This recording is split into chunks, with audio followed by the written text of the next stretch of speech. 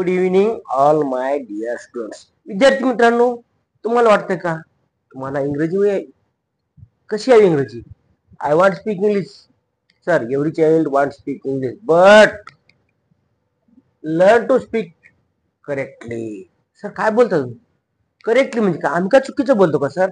नाही, बऱ्याच ठिकाणी आपण जेव्हा बाजारात sir, what is cost, what is price of this book, what is price of this pen, what is price म्हणायचं का व्हॉट इज कॉस्ट म्हणायचं का what is rate?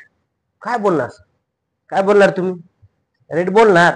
What is rate of this pen, what is cost of this pen, what is price of this pen. यामधलं विद्यार्थी मित्रांनो बरोबर वाक्य कोणतं असेल तुम्ही सांगू शकता का? नाही सांगू शकणार.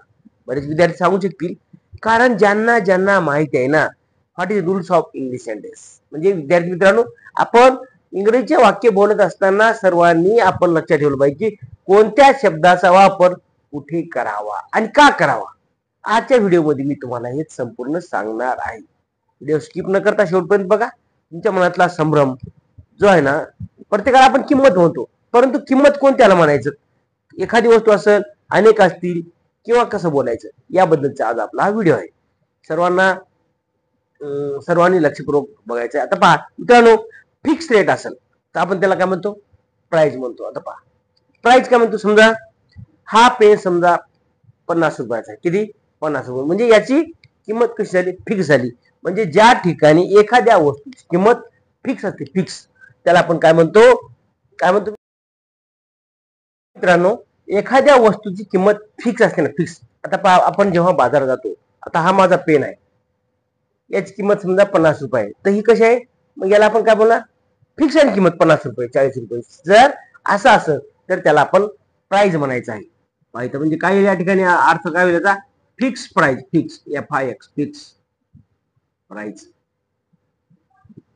म्हणजे जेव्हा जेव्हा एखाद्या वस्तूची किंमत ही फिक्स ठरलेली असते की त्या ठिकाणी आपण त्याला फक्त प्राइस म्हणायचं आहे. हे लक्षात ठेवा. हा मुद्दा लक्षात ठेवायचा आपलं की एखादं पुस्तक असेल किंवा पेन असेल किंवा एखादी वस्तू असेल तर त्याची आपल्याला किंमत फिक्स असते ना, तर त्यावेळेस आपल्याला त्या ठिकाणी प्राइस बोलायचं आहे. दुसरी गोष्ट आहे कस्टमर. आता कस्टमर म्हणजे काय मुलांनो? ग्राहक. ग्राहक असते ना, ग्राहक, तो काय करतो शेवटी? काय म्हणतो? प्राइस बोलतो. काय बोलतो एखादी वस्तू? Sir, what is price of this chocolate. इंग्रजी बोलणार. छोटे छोटे मुलं बोलत असत इंग्रजी. What is price of this chocolate. What is rate नाही म्हणायचं, किंवा व्हॉट इज रेट नाही म्हणायचं, किंवा व्हॉट इज कॉस्ट नाही म्हणायचं. काय बोलणार आपण? आपण जेव्हा एखाद्या वेळेस कस्टमर असतो तर त्यावेळेस आपण त्या कस्टमरनं एखाद्या वेळेस दुकानदाराला आपण विचारतो, त्यावेळेस आपण त्याला प्राइस बोलायचं. रेट नाही. What is rate of this chocolate असं बोलायचं का? नाही, कारण त्या ठिकाणी त्याची किंमत फिक्स असते. आता पहा, काय म्हणायचं सर याला? याला आपण प्राइस का म्हणतो सांगा बरं? कोणी सांगू शकते का? Cost plus profit. यामध्ये काय असते? समजा एक्झाम्पल पहा, कॉस्ट असते ना. आता समजा याला प्राइस काय म्हणायचं सांगतो मी. तिसरा मुद्दा लक्षात ठेवा. कॉस्ट प्लस काय बघा? प्रॉफिट. PROFIT बरोबर तयार होती. पहा, त्याची मूळ किंमत वेगळी असते. काय असते? समजा हा पेन त्या दुकानदाराला समजा भेटला असेल 35 रुपयाला. किती रुपयाला? 35 किंवा 30. मग त्यावेळेस काय होतंय? त्यामध्ये त्याचं प्रॉफिट मिळून, समजा दुकानदाराचं जे प्रॉफिट आहे ना, समजा 5-10 रुपये, ते मिळून त्याची काय होतं? मग इथं त्याची किंमत ठरवते. किंमत, प्राइस. प्राइस काय म्हणलं? प्राइस. आवाज येतो. प्राइस. प्राइस. हे प्राइस वेगळ्या. Price, PRIZ. प्राइस म्हणजे काय? प्राइस अर्थ काय? इनाम. राईट. एखादा विद्यार्थ्यानं समजा आपण प्राइस भेटते ना, एखाद्या गेम जिंकलो आपण, आपल्याला इनाम भेटते, तर प्राइस. लहान मुलं सर याची प्राइस काय? अरे प्राइस नाही मला ते, प्राइस आहे. Price. Price. What is price of this pen, what is price of this book असं बोलते. व्हॉट इज प्राइस म्हणलं की आपण झालो खलास. काहीच नाही. मग काय बोलतोय, बरोबर इंग्लिश बोलायला शिका. मी काय बोलतो तुम्हाला मित्रांनो, इंग्रजी बरोबर बोलायला शिका. Pronunciation is the most important in our English language. म्हणून मी पुन्हा पुन्हा आता छोटे छोटे व्हिडिओ काढतो मित्रांनो तुमच्यासाठी. मी कसे जाणतो, कारण तुमच्या ज्या चुका होतात ना त्या टाळण्यासाठी आपण हा व्हिडिओ आलाय. आता मग सर कॉस्ट कधी म्हणायचं. आता समजा एखादी वस्तू आहे, आपल्या दुकानदाराकडे गेलो आपण, दुकानदारासाठी शब्द असते, दुकानदार असते ना. आता सर समजा उदाहरण घेतली, सामान कॉस्ट काय म्हणायचं. समजा पेन घेतली, वही घेतली आणि चॉकलेट घेतली, काय काय घेतलं सामान असं, मग त्याला आपण काय म्हणायचं, कॉस्ट म्हणायचं. काय म्हणायचं, कॉस्ट म्हणजे काय, सर्व सामान. समजा सर्व सामान मिळून एखादी हे असते ना, आपण सर्व सामान मिळून असते ना, जेव्हा सर्व सामान मिळून आपण घेतो त्याला कॉस्ट म्हणायचं. मग काय म्हणायचं, त्याला प्राइस नाही म्हणायचं. प्राइस म्हणजे एक आहे का वस्तू असतं, किंवा याला समजा काय फिक्स ठरलेली वस्तू, म्हणजे एखादं कोणती वस्तू आपण घेतली तर त्या वस्तूची किंमत ठरलेली असते, त्याला आपण प्राइस म्हणतो. प्राइस नाही म्हणू नका, प्राइस म्हणतो. आणि ते सर्व सामान मिळून त्या ठिकाणी होते. दुकानदाराची शब्द, दुकानदार काय करतात, दुसरा मुद्दा लक्षात ठेवा की दुकानदार या शब्दाचा उपयोग करतात. दुकानदारात ना या शब्दाचा उपयोग करत असतात, हे लक्षात ठेवा. आणि तिसरा मुद्दा महत्त्वाचा यामध्ये, कच्चा माल. एक्झाम्पल आहे खीर. आता कच्चा माल घ्या ना, कच्चा माल. आता कच्चा माल म्हणजे तुम्हाला समजा काय बनायचे बा, तुम्हाला काय बनायचे घरी, पोहे बनवायचे का. चला पोहे धरा. पोह्यासाठी काय करायला लागतं मुलांनो, पोहे लागतात. नंतर समजा पोहे घ्या, जिरे घ्या, अजून काय काय लागतंय, तेल घ्या, अजून काय लागतंय, हे सर्व अजून काय काय लागतं सामान त्यामध्ये, कांदा बिंदा सगळं आहे का नाही, कोथिंबीर हे समजा हे दुकानावर भेटत नाही पण बाजूला, म्हणजे चिल्लर जे दुकानावर सामान भेटते ना त्याला आपण कॉस्ट म्हणतो. सर्व मिळून, सर्व सामान एकत्र मिळून जेव्हा आपण बोलतो का तेव्हा त्याला आपल्याला कॉस्ट म्हणायचं. मग म्हणे sir how many cost of this my, असं म्हणायचं. आपण सामान म्हणतो ना. मग मित्रांनो सर इथं प्राइस बोलले, इथं कॉस्ट बोलली, एकच मुद्दा लक्षात ठेवा, सर्व सामान मिळून जेव्हा तयार होतं ना आपण वस्तू घेतो त्याला आपण कॉस्ट बोला. फिक्स रेट असेल किंवा आपण ग्राहक बोलतो म्हणजे आपण ग्राहकात, म्हणून आपल्या या ठिकाणी असं बोलायचं आहे. लक्षात ठेवा, प्राइस बोलायचं याला कॉस्ट बोला. आता पुढचा मुद्दा आहे सर रेट काय. What is rate.